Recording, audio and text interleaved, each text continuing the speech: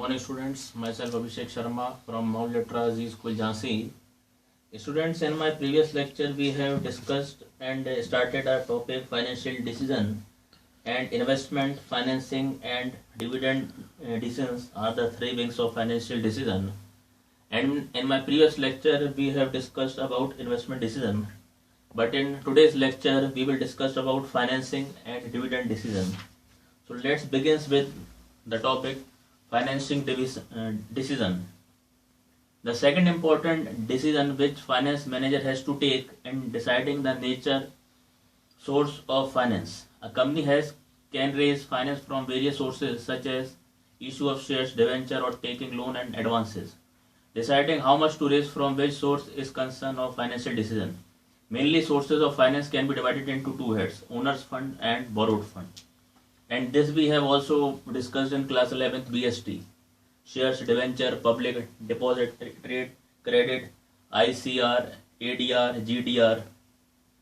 Now, what are the factors which affect financial decision? Cost, risk, cash flow position, control, flotation cost, fixed operating cost, state of capital market. So these are the some factors which affect the financing decision.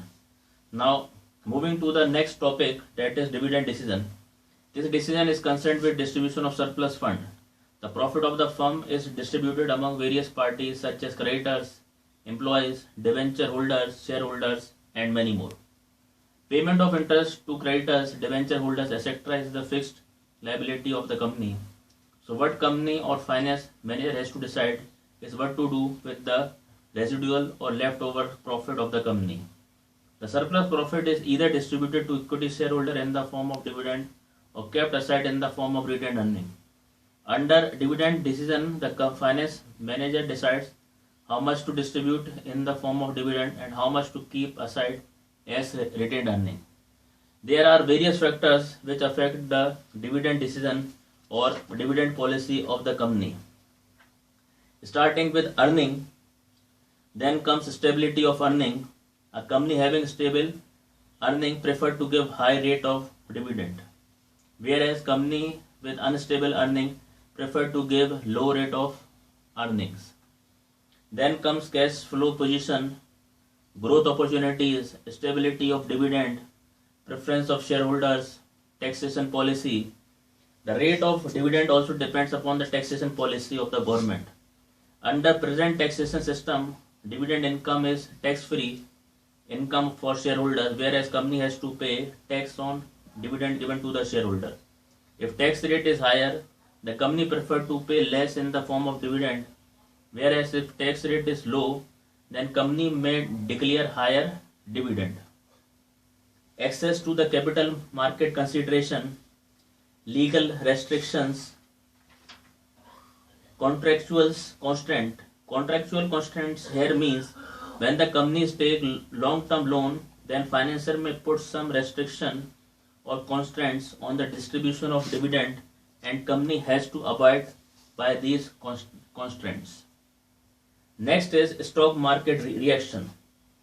The declaration of dividend has impact on stock market, as increase in dividend is taken as a good news in the stock market, and prices of the security suddenly rises or jumps, whereas a decrease in the dividend may have the negative impact or reaction on the share price in the stock market.